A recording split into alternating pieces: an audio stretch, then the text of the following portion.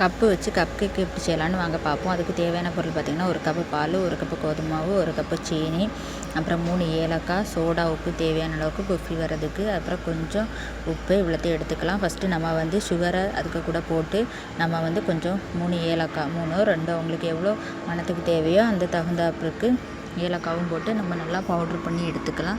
அப்போ அது வந்து மாவு ஷேப்பில் வந்து நம்ம கிளறும்போது நல்லா திக்காக ஆகாமல் நல்லா சாஃப்டாக இருக்கும். அதுக்காக நம்ம அரைச்சி எடுத்துக்கலாம். அரைச்சி எடுத்த பிறகு இன்னொரு சின்ன பாத்திரத்தில் நம்ம வந்து எடுத்து வச்சுருந்த ஒரு கப்பு கோதுமை மாவும் அதுக்கப்புறம் பாலும் சுகரையும் நம்ம போட்டு நல்லா கட்டியாக வர்றதுமே நம்ம பிசையும் போது நல்லா சாஃப்டாக இருக்கணும். அந்த அளவுக்கு பிசைஞ்சிட்டு நம்ம அதுக்கு கூட வந்து கொஞ்சம் சோடா உப்பு கொஞ்சம் உப்பையும் போட்டு பாலையும் போட்டு நம்ம நல்லா விரசிக்கலாம்.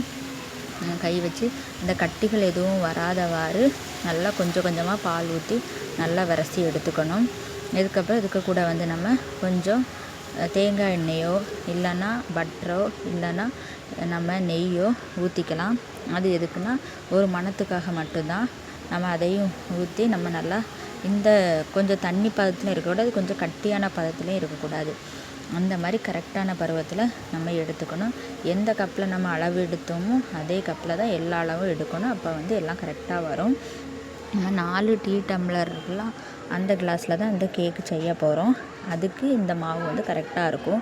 பாதி ஷேப்பில் வந்து நம்ம ஊற்றிக்கணும். ஏன்னா உப்பி வரும்போது வந்து கப்பு ஃபுல்லாக நிறைஞ்சிரும்.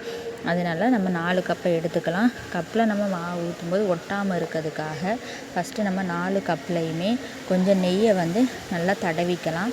தடவிட்டு அதுக்கு மேலே சுற்றி நம்ம வந்து கோதுமாவை கொஞ்சம் எடுத்து சைடு ஃபுல்லாக தூவி விட்டுக்கலாம். அப்போ தான் நம்ம வந்து எடுக்கும்போது ஒட்டாமல் வரும். அதுக்காக இந்த மாதிரி நம்ம நல்லா எல்லா கப்லேயும் வந்து ஏலக்காவும் மாவையும் இந்த மாதிரி நம்ம போட்டுக்கலாம். போட்டுட்டு அரை கப்பு வந்து நம்ம மாவு வந்து போட்டுக்கலாம். நிறைய பேர் இனிப்பு அதிகமாக சாப்பிட்டிங்கன்னா எக்ஸ்ட்ரா அரை கப்போ இல்லை 1 கப்போ சுகரை வந்து ஆட் பண்ணிக்கோங்க. சீனி இல்லைன்னா சர்க்கரை கூட சேர்த்துக்கலாம். ஆப்ஷன் தான். சர்க்கரை சேர்த்தா இன்னும் கலர் கொஞ்சம் கட்டியாக இருக்கும். சீனி சேர்த்ததுனால கோதுமை கலரில் இந்த மாதிரி கலரில் இருக்கும். நம்ம அதையும் அரை கப்பு ஊற்றிக்கலாம். குக்கர் இருந்தால் குக்கரில் போட்டு வைங்க. நான் வந்து இன்றைக்கி இட்லி குட்டத்தில் தான் வச்சுருக்கேன். இட்லியை வந்து நம்ம அவிப்போம்ல அந்த தட்டை வந்து கமத்தி வச்சுட்டு அதுக்கு மேலே இந்த மாதிரி ஒரு தட்டை வச்சு 5 நிமிஷம் நம்ம நல்லா சூடு பண்ணிக்கலாம். சூடு பண்ணி முடிச்சதுக்கப்புறம் நம்ம ஒவ்வொரு கப்பையும் அதுக்கு மேலே வச்சு ஒரு 20 நிமிஷம் வேக வச்சுக்கலாம். நம்ம கத்தி வச்சு குத்தி பார்க்கும்போது வேகலைன்னா கூட ஒரு 5 நிமிஷம் வேக வைங்க.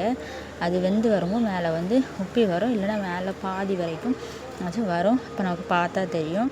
நீங்களும் இந்த மாதிரி வீட்டில் செஞ்சு பாருங்கள். உண்மையிலே டேஸ்டியாக இருக்கும். நானும் மூடி வச்சு வேக வச்சுட்டேன்.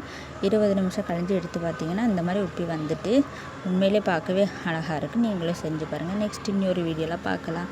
Tata bye.